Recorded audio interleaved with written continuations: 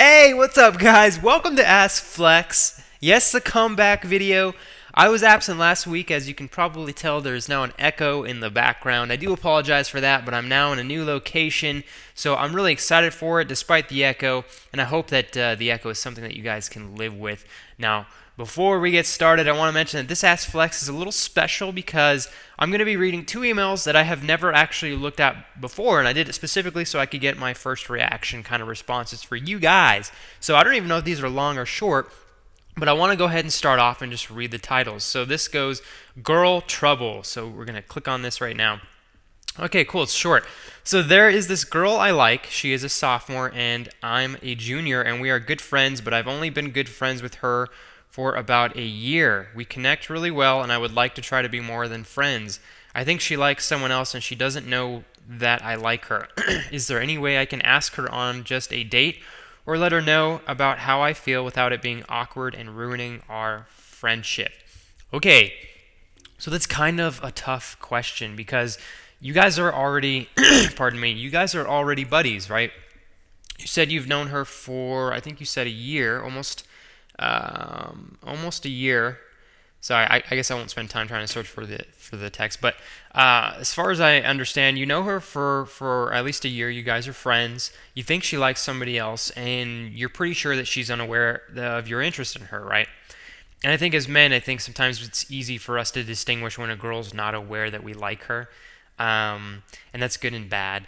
So, from my standpoint, if you want to basically express your feelings of interest for this girl, you have to make sure that you run through a few things. So, first of all, I think that it is almost impossible to relieve 100% of the potential awkwardness that will come out of this whole situation if you tell her that you are interested in her, because to some degree there will be a sense of awkwardness because you guys have never really known each other in any sort of an intimate manner, even if she's not into you or even if you weren't into her and she liked you. So now you're introducing a new aspect or a new property into the relationship, and it might be good or bad. I'm not at all saying it's going to be bad. It could go both ways, right?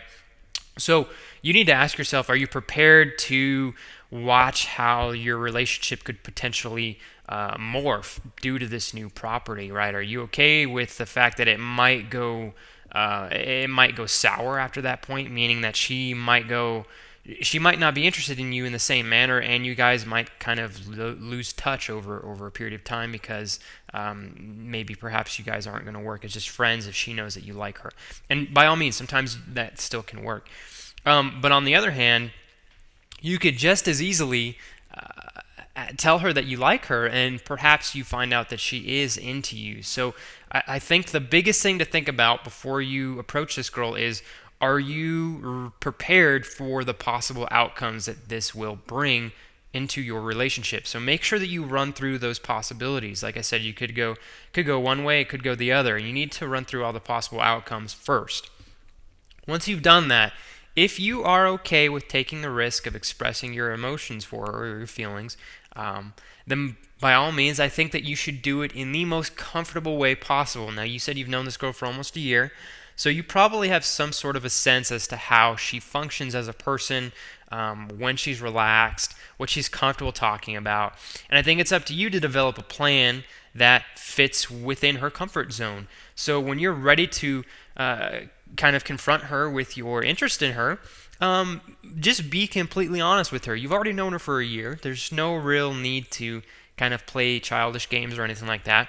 I think that you're at a point where if you can be honest and you can be confident and you can portray to her that you are being a man by saying, okay, we've been in a friendship. I'm going to make myself vulnerable here by telling you that I like you, by telling you that I'm interested in you. And when a girl, especially for men, I think, because men do this less often, when a girl is able to realize that a man is basically making himself vulnerable by showing his interest in the girl, that's something that takes a lot of guts, right? It takes a confident person, specifically a man, because I think we do this less often than women, to say, hey, I'm vulnerable. Are you interested in me? And I think just that action in itself will portray a great amount of confidence. And then, of course, it's up to you to portray the rest of your great qualities, as I'm sure she already knows many of them because you guys have been friends for a year. So I hope that this helps answer your question, and I hope that this is at least able to lead you in the right direction to help you decide if you want to talk to her, and if you do want to talk to her, some solid ways in which you can do so that's not really playing any games. It's just you being you and setting up the best possible introduction to how you're going to tell her you like her. So I hope that helps to some extent. So I want to move on to my last email. So as this goes, hey Flex, thank you so much for your help for your videos. You can't imagine how helpful they are to me. I've just watched your motivation video again, and I'm really motivated. I need to write a fan fiction story for my creative writing class, which is due tomorrow. But thank you by the way for the extremely awesome compliments, and I hope that your fiction story went well. So anyways, but I'm having major writer's block. I literally do not know what to write. I guess I'll have to figure it out this time, but it would be great if you made a video in the future on how you deal with writer's block. Thank you so much.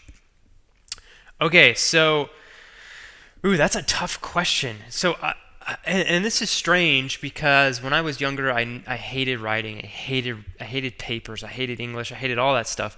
And now, as a senior in college, I'm super confident in my writing skills. I'm excellent at writing, and it's something that I am not afraid to kind of mention because I know I'm a badass writer. I do not think that there has been a paper I've submitted in college, an essay, any type of paper that I have not received an A on.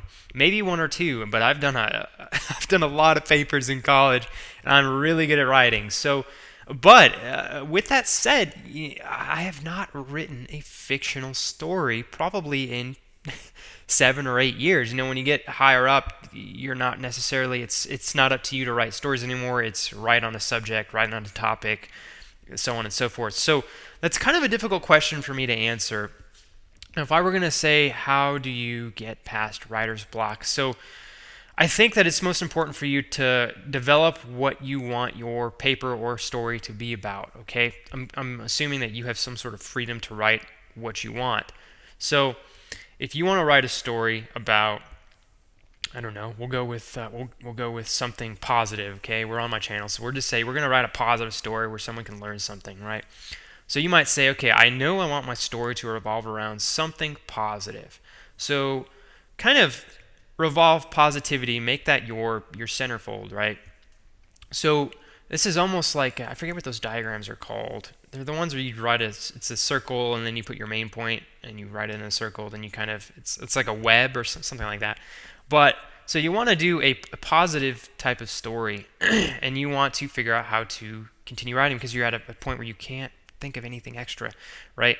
So you want to write a positive story, and you're saying, okay, now what do I write about that's positive? So I think at that point you kind of sit here for a second and you think, okay, what kind of things are important to me, or what kind of things am I interested in terms of that can be portrayed as positive, or that are positive. So you might say, you know what, I'm really interested in confidence. I'm really interested in how people become confident. I'm really interested in confident people. You could even say, I like characters like, I don't know, Batman in the Batman movies, the newer ones, where he's super confident and he knows what he wants. He trains real hard, he gets strong, he practices, and he's a badass, right? You like that type of stuff. So you might say, okay, I like positive things, and I want to do something that involves confidence and strength. And then so basically now you think of, okay, what important things about confidence and strength do I want to learn? Do I want to learn, or do I want to talk about obedience and confidence, and how a confident person may develop a life plan and stick to it, and those are the people that are successful and they do positive things? Or you might say, okay, I want to do something with strength, and I want it to be physical strength. What does the strongest person out there do? They're very motivated, they're dedicated, so on and so forth. So this is a really, really odd example, and I hope that this is somewhat helping. And I hope you understand I really have not written a fictional story for school in a long time. So if it were me, I would basically take the concept of figuring out what the main point you want to get across is, okay? You find out the main point, and then find things that relate to that main point that you can kind of stem off from, okay? Just like our little web diagram. And then you find things that stem off from that main point that are similar to it or that relate to it. And then you create little kind of stems from those stems, and you say, okay, what things relate to these things? And if you do that, it'll help you develop and create ideas and stuff like that. So I think in doing that, you will be able to, I would say, create a sense of creativity. Create creativity. That's probably the worst usage of both of those words, but you'll be able to devise a good story or something along those lines that'll let you kind of get past that writer's block and at least help you develop some sort of ideas to portray into your story. So I hope that helped. And I know that this is, again, a super long commentary, and I do appreciate you guys sitting here and just listening to me for almost 13 minutes, 12 minutes or whatever. It really does mean a lot to me, and I am stoked to be back here once again. And this is probably the first askFlex video I've done in, I don't know, 4 or 5 months. Crazy, I know, right? So anyways, guys, thank you so much for the time you spent on this video. It means a great deal to me. As always, I will catch you guys later.